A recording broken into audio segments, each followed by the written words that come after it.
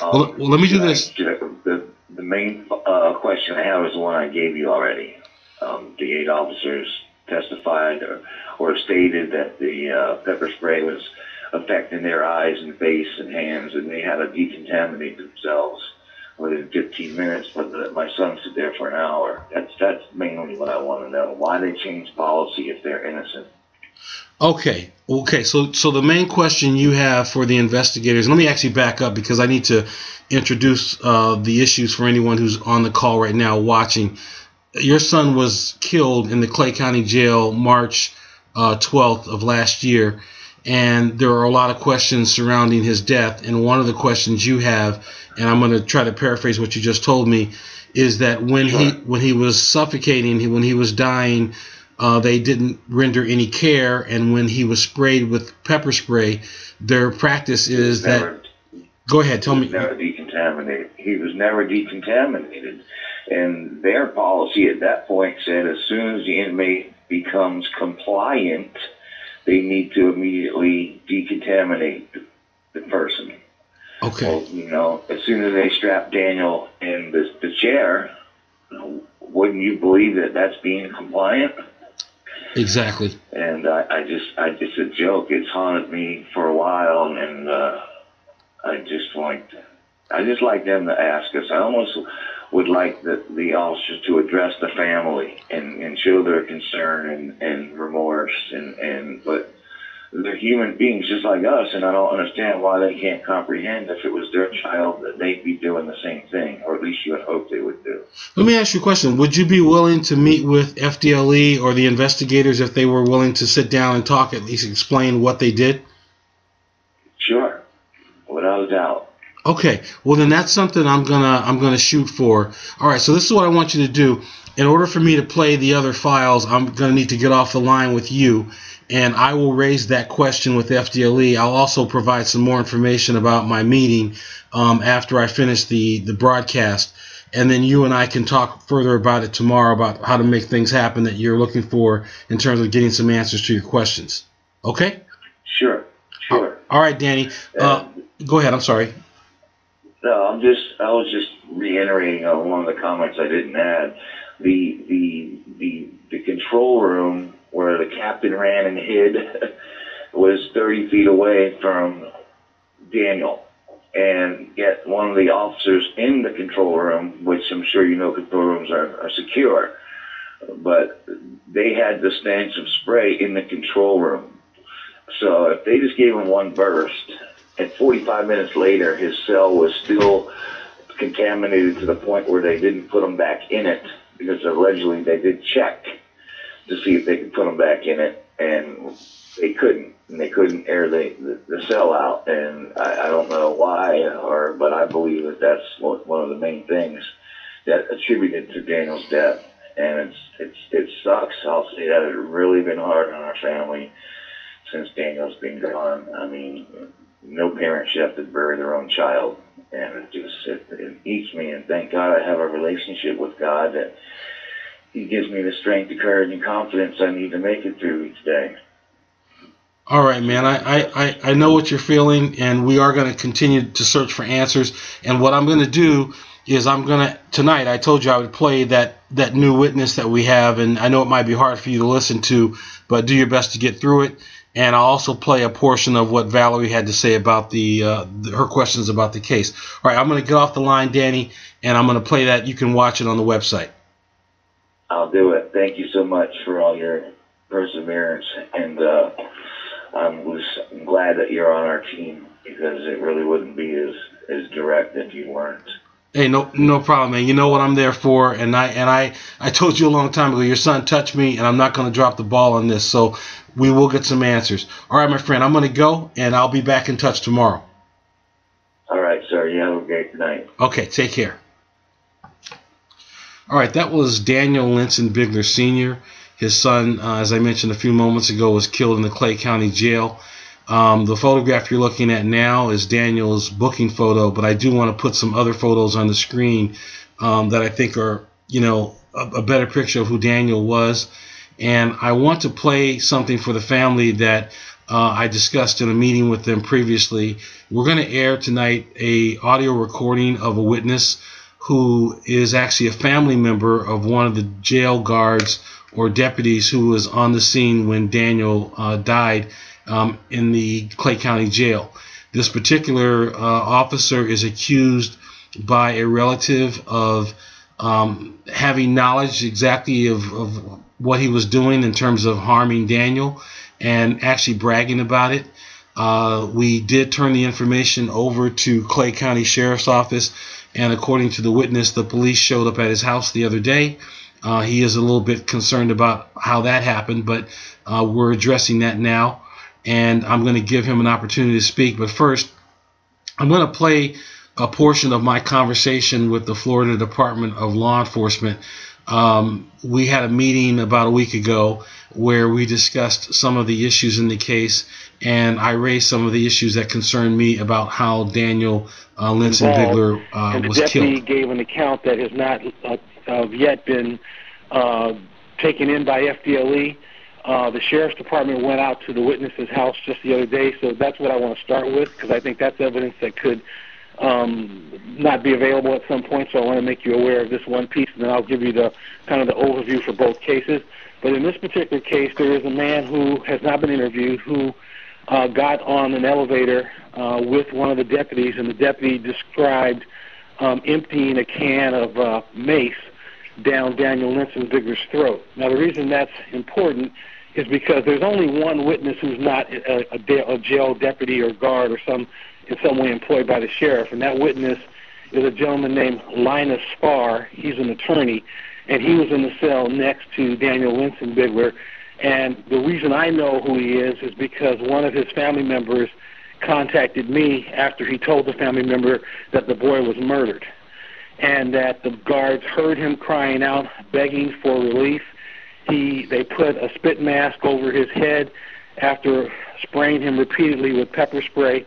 And that's the official account. The unofficial account, which is corroborated by this witness, is that they wrapped a towel around his head soaked with pepper spray, and that when that didn't keep him quiet, they then emptied a can of pepper spray down his throat and then put the spit mask over his head. Now, what everybody agrees to, or at least is not really disputed, is Mr. Farr's rendition of what Linsinbigler said before he died, which is, "I can't breathe, I can't breathe, please take this mask off."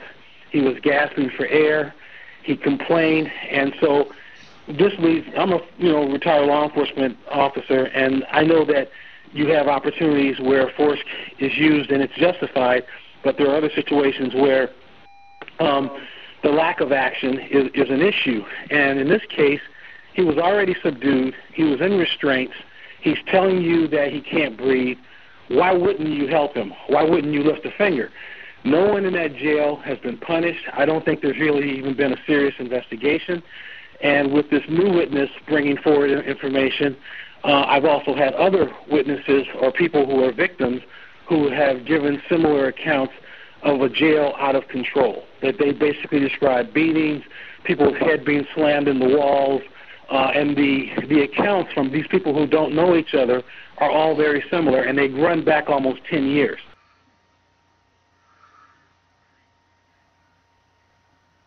That was my comment to the Florida Department of Law Enforcement investigators last week. I had much more to say. It was not all rosy and peaches. Basically, we had some disagreements, and I want to go over those disagreements with the Linsinbigler family tonight briefly. Essentially, what I was told is that FDLE was commissioned to look into this by the governor's office after we contacted Governor Rick Scott. And where this is going is not exactly what I think is going to satisfy the family. Basically, what they advised is that they wanted to reroute this new information back to the FDLE investigators who are already working the case. And though I'm willing to do that, I don't think that's a satisfactory approach to getting to the problems that concern me, and I'm sure the Linsinbigler family, in that the way the jail is operated is going to provide an environment where someone else is going to be harmed if more significant action isn't taken. This does not sound like an isolated incident. We've had, I think, at least 7 people come forward from Clay County since we began publishing information, and the place is a problem. I'm going to move on to my communication with Valerie Linsinbigler a few weeks ago, and following her statement, we're going to then hear from the witness, Timothy Castle, who is actually related to a Clay County deputy at the scene, Rodney Holston. And you're joining Miss Linsinbigler in mid-sentence in a previous conversation. You received how many phone calls from the police, and during those calls, what did they tell you happened to Daniel? I received 1 phone call, and that was on March 12th. That was it. That's all I got. I haven't received no other call from them. And about 6 weeks after my son's death, I got a standard operation procedure packet in the mail letting me know that my son was deceased and their standard operation procedures. Did they in the call, the one call that you did get, tell me about that call. What happened and what were you told? That call was made to Awanda Dunmore at Tampa Bay Community Correction Center work release through Department of Corrections. And I was told through her that she just put her hands up, someone called her from the Sheriff's Department and said that my son was found unresponsive around 9 a.m. from an unknown medical condition. And the first thing I said was, he's still alive, and she said no, and that was it. So that was what I was told. And the person who called did not identify themselves, but they identified who they were about a week before what would have been Daniel's 20th birthday, when I called to talk to homicide/robbery detective Wes Smith, and he told me that I asked him, I said, just tell me, my son would have been 20 years old in about a week. Just tell me how my son died. And he wouldn't tell me. I said, well, someone called here and told the director of the program here at Department of Corrections that he was just found in his cell, and he got real pissy. And he was like, I'm the one that made that call, and that's not what I told him. I said, well, how did my son die? And he's like, I can't tell you that. And then he said, your son was nothing but a drug addict and a thief. And I said, what does that got to do with the way he died and he's here in custody? Okay. And he said, nothing. And I told him I forgive him for what he had just said to me. Now we called Detective Smith, and he denies making that comment. And it doesn't matter. It's listen. We're gonna get the record anyway, and I want to follow up on that. But let me just turn for a moment. 2 things. One is I just got a text message from Danny. He's calling in now, or he should be. And then the second thing I want to say is we have a witness that's directly involved, at least in a portion of some new evidence we've uncovered, and we want to make that witness available to FDLE. Mr. Castle, are you on the phone? Can you hear me? Yes, I am. Okay. Yes, sir. The Clay County Sheriff's Office recently visited you, and this was after a few things happened. One is, on your own, you contacted policeabuse.com and reported that you had both your own experience with the Clay County Sheriff's Office, but you said that you had information about one of the officers involved in the Linsinbigler death, and that officer is a relative by marriage, and you pointed out that that person gave you information that they had emptied a can of pepper spray down Daniel Linsinbigler's throat, and that they were in fact proud of what they had done, and that's how the information was conveyed to you. Is that correct? That is correct. Okay. Can you tell us about what you know about Daniel Linsinbigler and what this person said to you and who it was that said it?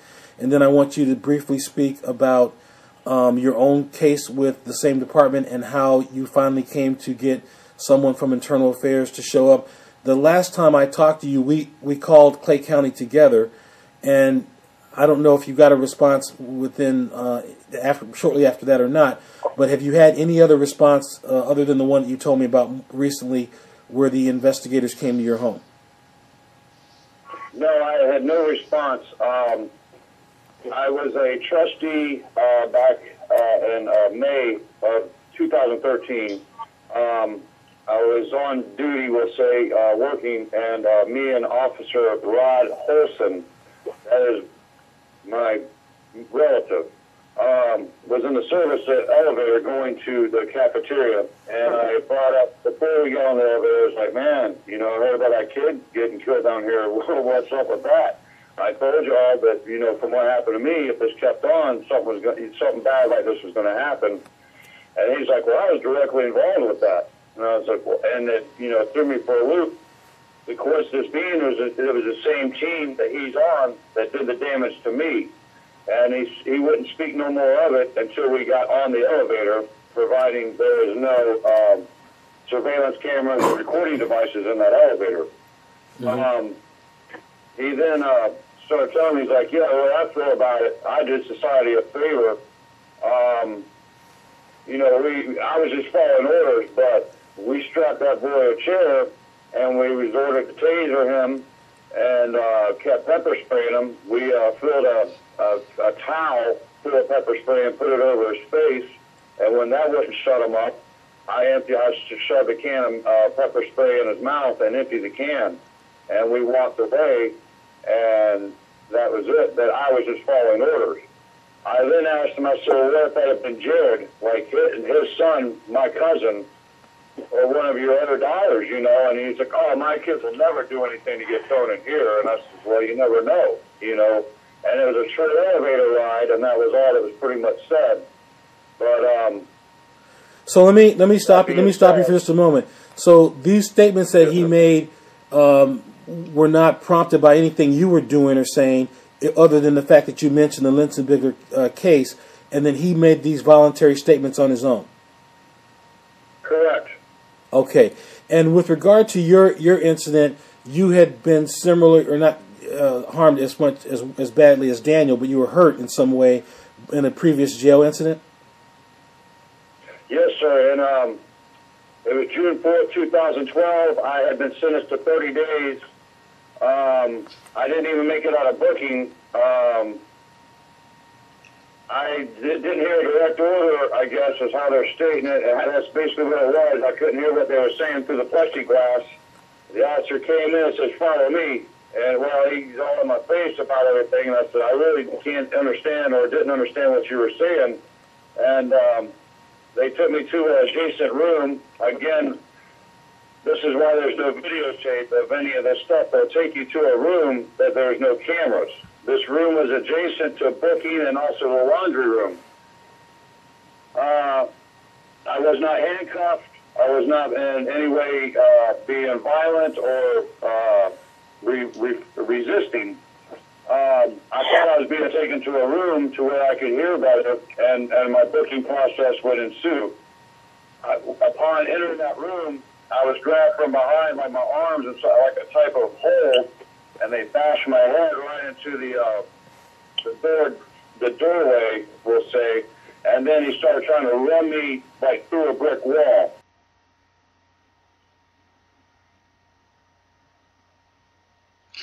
Okay, I'm going to stop it there, but that's this witness, that was his experience in the Clay County Jail, both in terms of what they did to him and what was said to him about the Daniel Linsinbigler homicide. And to the Linsinbigler family, I know many of you are watching. What we're going to do is, for the next several weeks, is going to go back to something we were doing a few months ago, which is we're going to be airing portions of the evidence in Daniel's case every week until we get some results. I'm going to be contacting the Florida Department of Law Enforcement and referring them over to watch this video, and I will also be providing them with contact information for the witness that you just heard. We're going to be playing the tapes of each of the deputies over the next several weeks, and as the family listens to those tapes, I have provided Valerie with a hotline number. I'd like for you to call that number if you have questions, and I will relay those questions to the Florida Department of Law Enforcement or whatever appropriate agency is managing the investigation at that time. At this point, it is the Florida Department of Law Enforcement, but I think we're going to keep our focus on the governor's office because we think that an independent third party needs to be brought into this to get to the bottom of it. With that said, Mr. and Mrs. Linsinbigler, I'll be in touch, and I will be providing additional information next week about